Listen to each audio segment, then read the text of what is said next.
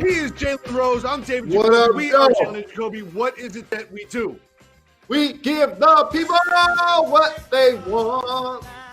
Joining us on the show today, very special show. We have Draymond Green on the show. Thank you so much for joining the show, Draymond.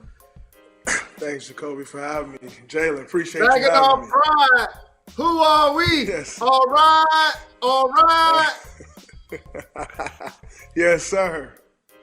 Draymond, we have some breaking news today. The Nuggets have closed their facility due to multiple coronavirus positive tests. There's about 16 players out of the 302 that were tested positive.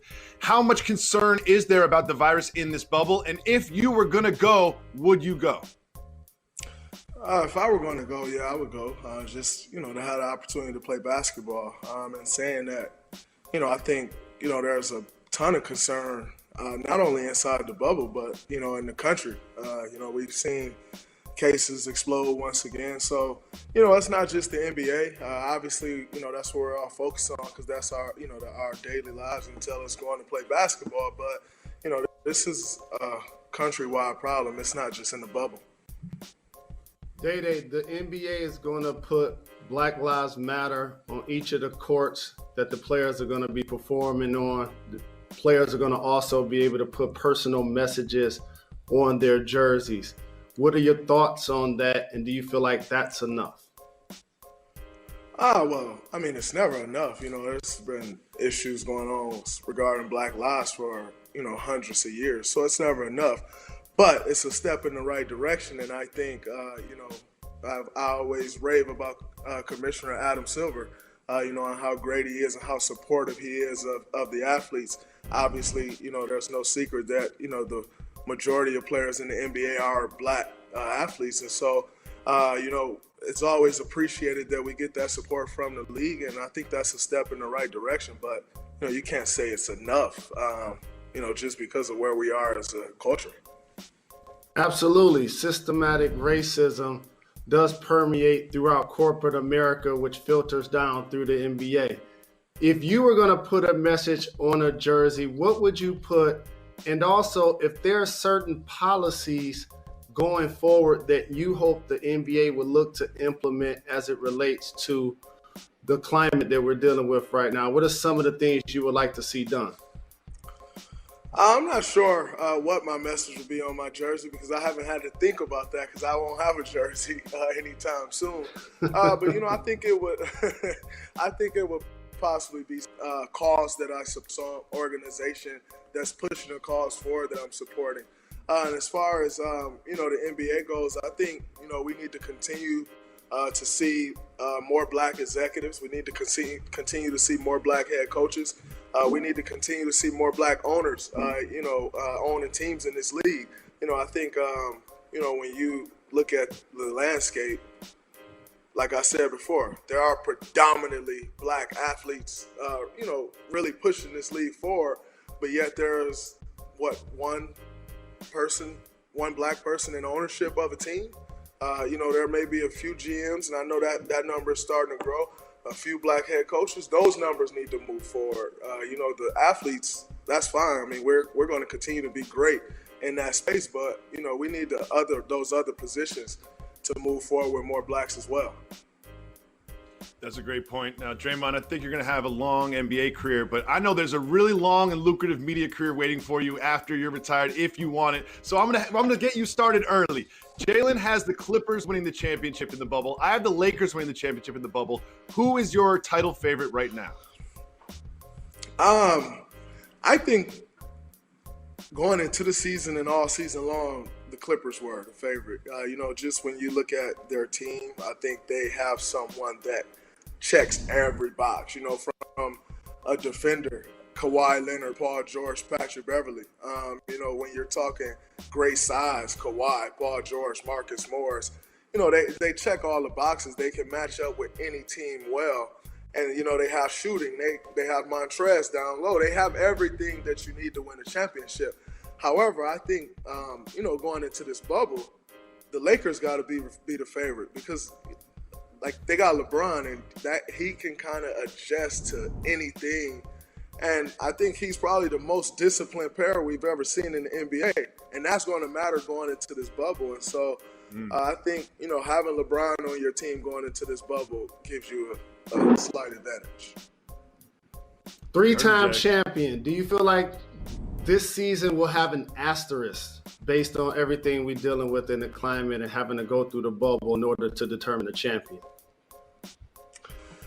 I think it will, just because, everyone will always say, well, such and such got this amount of championships, but he also got that one, the one where COVID was going on. So I think it'll definitely have an asterisk by it. But in saying that, when you look up in the record books, it's not going to have an asterisk next to it. So at the end of the day, that's all that matters. I mean, public perception at the end of the day, it doesn't matter. Like, that's all someone's opinion.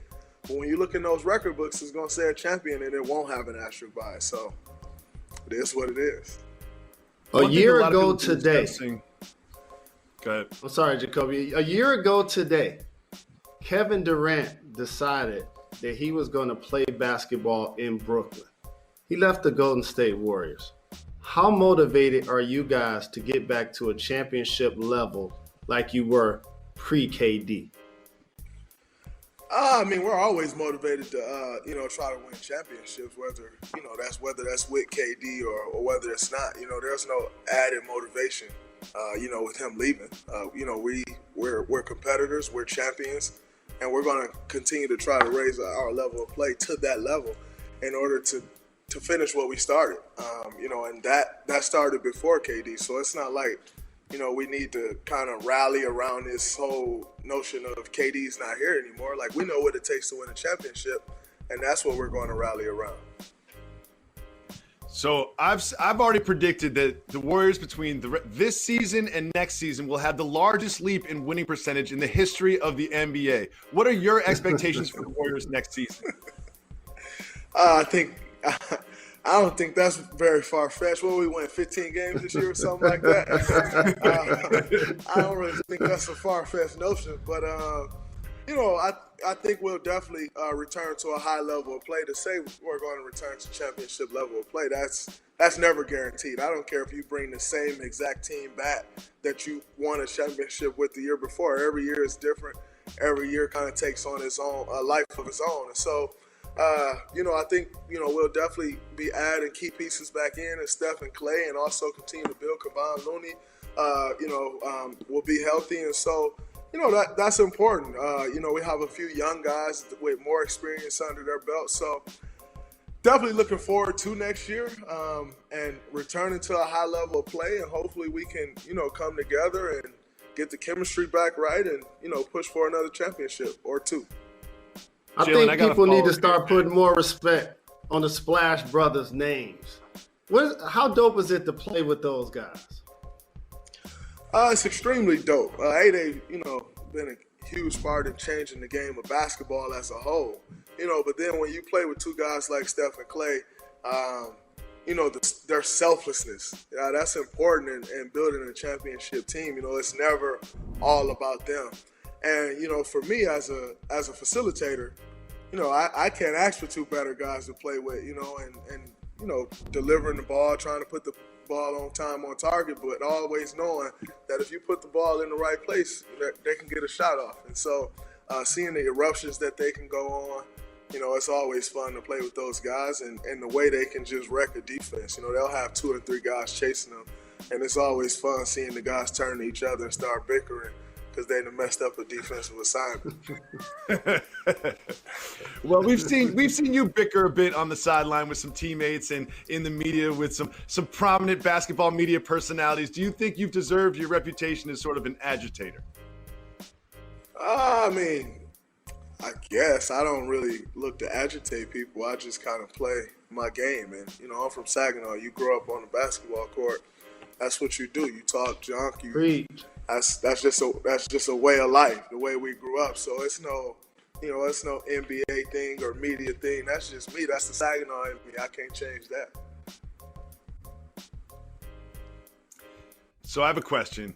You talk about the Warriors and this leap that they're going to have between this season and next season, and It's no secret that you'll probably have a pretty high draft pick, and everyone's looking at James Wiseman and saying, ooh, how would Wiseman fit with the Warriors? So how do you think a prospect like James Wiseman would potentially fit with your Warriors?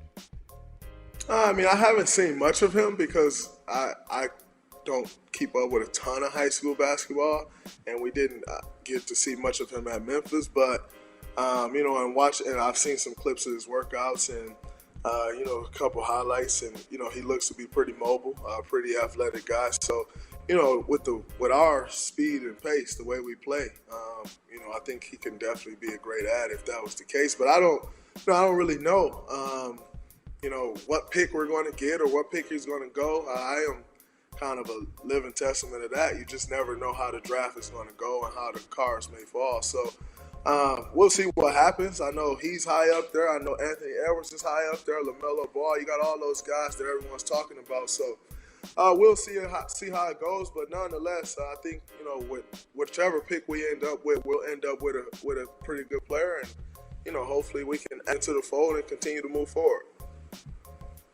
Thank you so much for joining the program. We will have podcast exclusive content with Draymond Green, so make sure you listen to the Jalen Jacoby podcast. We'll be back in just 2. Welcome back to Jalen and Jacoby. Jalen, you and I have been arguing about the MVP of the league ever since the league halted. You think Giannis, I think LeBron. Well, only one of us has an actual vote. So I'm going to ask you, have they communicated to you? What is the new plan for voting on the regular season awards? Well, I look down at my email and they make sure that I still want to participate, and I'm as enthusiastic as ever. Really fortunate enough to be a voter. And then they also say that they're going to calculate what happens in the bubble before determining the actual awards. So these 8 games matter, Jacoby. Yeah, these games matter. Take into account those 8 regular season games and then send you a ballot, or they're going to take into account the totality of the whole playoff? You're going to take what happened to 80% of the season that is already played. You're going to calculate the 8 games that happened in the bubble, and that's how you're going to get your regular season awards. I had Giannis slightly ahead of LeBron. Again, remember that final weekend, they beat the Bucks and they beat the Clippers, and Giannis was injured. LeBron was picking up steam. It's going to be interesting to see what throttle he's in those 8 games. But ultimately, I feel like Giannis ends up securing the award.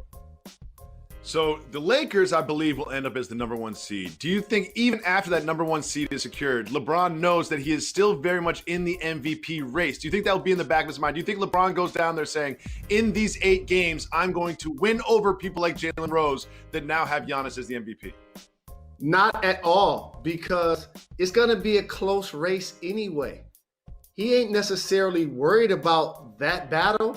He's worried about winning the war, and that's the championship. And so he will take regular season MVP, and again, it's going to be a dogfight to see who wins it. But he's only getting on an airplane to try to win it all with the Lakers.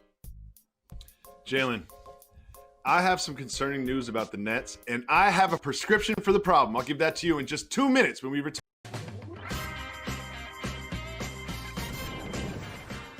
I want to thank Draymond Green for joining us on Jalen Jacoby earlier. Someone else is going to join us now, and that someone is Negative Jacoby.